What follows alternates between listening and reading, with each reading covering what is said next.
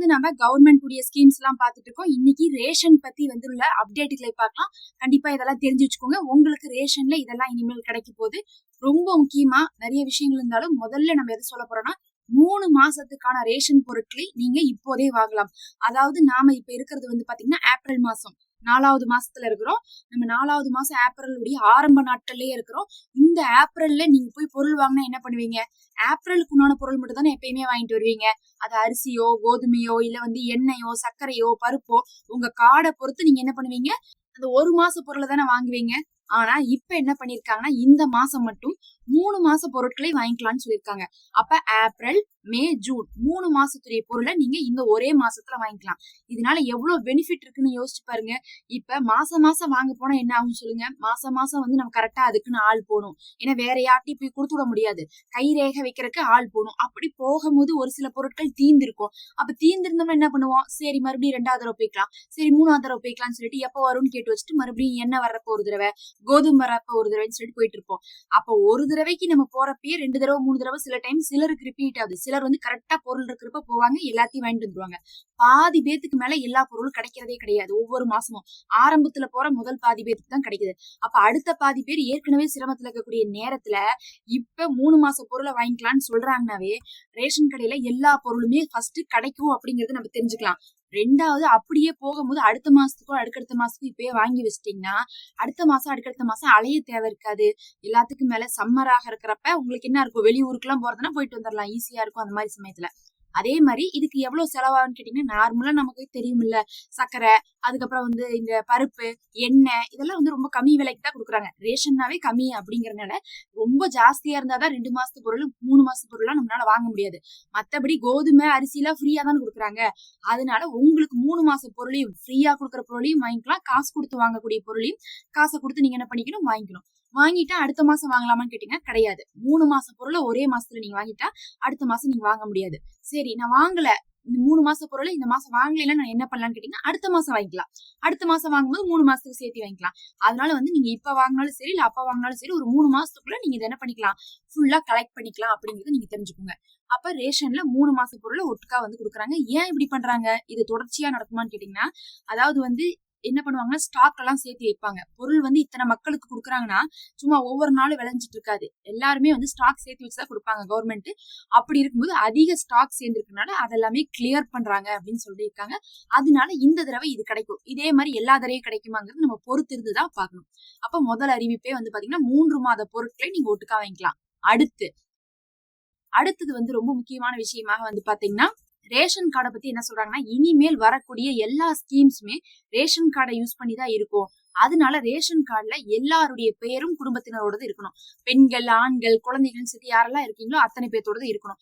அதுலயும் பெண்கள் எதுக்காக ரொம்ப முக்கியமா சொல்றேன்னா பெண்கள் பாத்தீங்கன்னா சிலர்லாம் திருமணமாயி போயிருப்பாங்க. ஆனா ரேஷன் கார்டுல பேரே ஆட் பண்ண மாட்டாங்க. அது என்னத்துக்கு அவசியம்?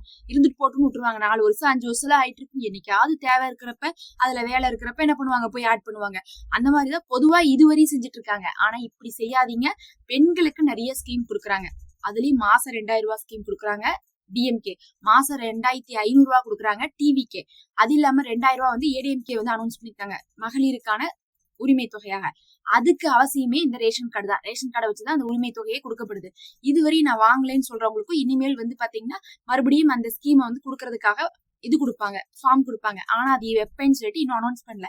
அனௌன்ஸ் பண்ணணும் நம்ம தெரிவிக்கிறோம். அதுக்காக நீங்க சப்ஸ்கிரைப் பண்ணி வச்சீங்கன்னா உங்களுக்கு நம்ம தெரிவிக்கும் போது அந்த வீடியோ முன்னாடி வரும். நீங்க தம்ப்நெயில பார்த்து படிச்சுட்டு போட்டுக்கலாம். அதே மாதிரி நீங்க போய் அப்ளை பண்ணிக்கலாம். அப்ப பாத்தீங்கன்னா பெண்களுக்கான விஷயங்கள் இதுல இருக்கு. அது இல்லாம கூப்பன் கொடுக்குறாங்க. கூப்பன்னா பாத்தீங்கன்னா ஒரு 8000 ரூபாய் கூப்பன் கொடுத்தாங்கன்னா அந்த 8000 ரூபாய்க்கு நீங்க வேணுங்கிற பொருள் எல்லாமே வாங்கிக்கலாம்னு சொல்லியிருக்காங்க. உங்க வீட்டு உபயோக பொருட்கள் அது என்ன வேணா இருக்கலாம். ஃப்ரிட்ஜ் வாஷிங் மிஷின் எது வேணா ஒரு 8000 ரூபாய்க்கு வாங்கிக்கலாம். இல்ல இதெல்லாம் ரொம்ப விலை ஜாஸ்தியா இருக்குமே நீங்க சொன்னா 8000 ரூபாய்க்கு மேல நீங்க செலவு பண்ணிக்கலாம். இது டிஎம்கே அனௌன்ஸ் பண்ணிருக்காங்க. அது இல்லாம 10,000 ரூபாய் பிக்ஸ்டா ஒரே அமௌண்டா ஏடிஎம்கே போட போறதாக சொல்லியிருக்காங்க பெண்களுக்கு.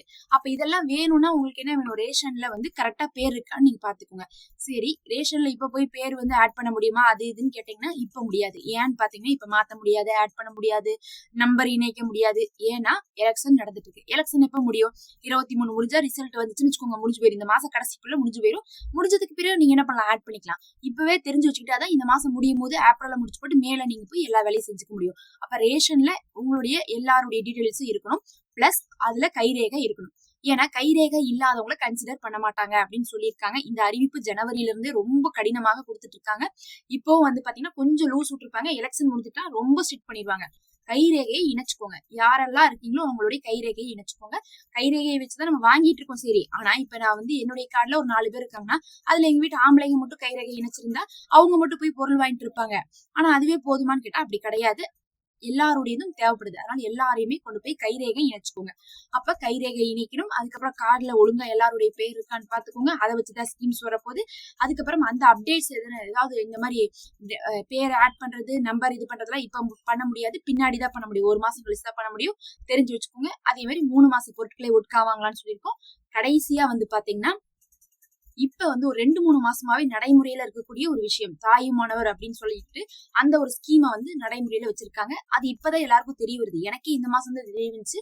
எங்க வீட்டுக்கிட்டயே வந்து என்ன பண்ணியிருந்தாங்க, வித்திருந்தாங்க. அப்பதான் தெரிஞ்சு என்ன பண்றாங்கன்னா வயதானவங்க அதே மாதிரி கர்ப்பிணி பெண்கள் மட்டும் என்ன பண்ணிடணும்னா அவங்க வந்து ரேஷன்ல வாங்குறவங்களா இருந்தாங்கன்னா அவங்க அந்த ரேஷன் கடையில சொல்லிடணும். இப்படி நாங்க வந்து வர முடியாது, நாங்க வயதானவங்களா இருக்கோம், கர்ப்பிணி பெண்களா இருக்கோம்னு சொல்லிடணும். சொல்லிட்டோம்னா என்ன பண்றாங்கன்னா அவங்களுக்கு அவங்க வீட்டுக்கிட்டயே கொண்டு வந்து கொடுக்குறாங்க.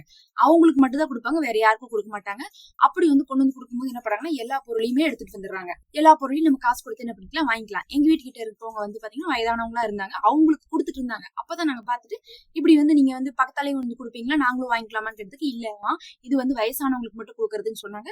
நமக்கு கூட ரேஷன் கடையில போனா எல்லா பொருளும் கிடைக்காது. இங்க வந்தது பார்த்தா எல்லாமே இருந்துச்சு. அரிசி, அதுக்கப்புறம் வந்து கோதுமை, எண்ணெய், பருப்பு, சர்க்கரை ஒண்ணு விடாம இருந்துச்சு. அதை எல்லாத்தையுமே என்ன பண்ணாங்க கொடுத்துட்டு போனாங்க. அப்ப வயதானவங்க அந்த ஆப்பர்ச்சுனிட்டியை யூஸ் பண்ணிக்கோங்க. அதே மாதிரி கர்ப்பிணி பெண்களா இருக்கிறவங்களும் அந்த ஆப்பர்ச்சுனிட்டியை யூஸ் பண்ணிக்கோங்க.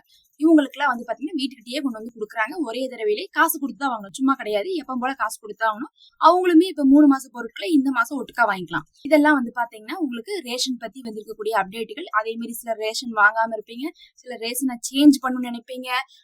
யாராவது இறந்திருந்தாங்கன்னா அவங்களையும் அந்த கார்டுல இருந்து நீக்கிருங்க. இதெல்லாம் கரெக்டா என்ன பண்ணிக்கோங்க, மே மாசம் பண்ணிருங்க. இப்ப ஏப்ரல் மாசம், மே மாசம் பண்ணிருங்க. எலெக்ஷன் முடிஞ்சதுக்கு பிறகு உங்களுக்கு ரேஷனையும் ஆதாரையும் கரெக்டா வச்சுக்கிட்டீங்கன்னா உங்களுக்கு நிறைய வந்து ஸ்கீம்ஸ் எல்லாம் வந்து கிடைக்கும். அதுவும் வந்து ஆதார பொறுத்தளவுக்கு என்ன சொல்றேன்னா சிலர்லாம் ஆதார் வாங்கினதோட முடிஞ்சு போச்சு. அந்த கார்டை மட்டும் கையில வச்சிருக்கீங்க. ஆனா அந்த கார்டு ஆக்டிவா இருக்கான்னு எப்படி தெரிஞ்சுக்கிறது? அதுல போன் நம்பர் லிங்க் பண்ணிருப்பீங்க ஒரு காலத்துல. அந்த போன் நம்பர் இப்ப இருக்காது. அந்த போன் நம்பருக்கு தான் அது ஓடிபி அனுப்பி உங்களால வந்து ரிசீவ் பண்ண முடியாது. இந்த மாதிரிலாம் இருந்தா அதை என்ன பண்ணிருவாங்க, ஹோல்ட் பண்ணி வச்சிருவாங்க. அதனால ஆதாரும் வந்து யூஸ்ஃபுல்லா இருக்கான்னு சொல்லிட்டு தெரிஞ்சுக்கோங்க. ஆதாருடைய ஆப் இருக்கு. அந்த ஆப்ல போய் உங்க போன் நம்பர் கொடுத்தாவே ஆதார் வரும். ஆதார் எல்லாம் நீங்க வந்து அப்டேட் பண்ணணும்னா ஆன்லைன்லயே பண்ணிக்கலாம். நிறைய பேர் போன் நம்பர் ஆட் பண்ணாம வச்சிருக்கீங்க. ஆதாருக்கு போன் நம்பர் ஆட் பண்ணி நீங்க வந்து யூஸ் பண்ற மாதிரி, ஆக்சஸ் பண்ற மாதிரி கரெக்டா வச்சுக்கோங்க. ஒன்னு ஆதார் கார்டு, இன்னொன்னு வந்து பாத்தீங்கன்னா ரேஷன் கார்டு, 3வது ஓட்டர் ஐடி. ஓட்டர் ஐடி வந்து பாத்தீங்கன்னா இப்பதான் இனிமேல் தான் இஷ்யூ பண்ணுவாங்க. இதுவரை யாருக்கும் இஷ்யூ பண்ணல. பூத் ஸ்லிப் தான் கொடுப்பாங்கன்னு எதிர்பார்க்கப்படுது இந்த தடவை. அதுக்கப்புறம் பாத்தீங்கன்னா நம்ம எல்லாருக்குமே அந்த எஸ்ஏஆர்ல பேர் வந்தவங்க எல்லாருக்குமே வந்து அதுக்கப்புறமா தான் உங்களுக்கு கார்டு கிடைக்கும். இப்போதைக்கு இருக்கக்கூடிய கார்டு வந்து நமக்கு எக்ஸ்பிரி ஆன மாதிரி தான் யூஸ் பண்ணிக்கலாம். ஆனா வந்து பாத்தீங்கன்னா இனிமேல் கொடுக்கக்கூடிய கார்டு தான் நமக்கு புது கார்டாக இருக்கும். இந்த மாதிரி தொடர்ச்சியா கவர்மெண்ட் அப்டேட்ஸ் நம்ம போட்டுட்டு இருக்கோம். சப்ஸ்கிரைப் பண்ணி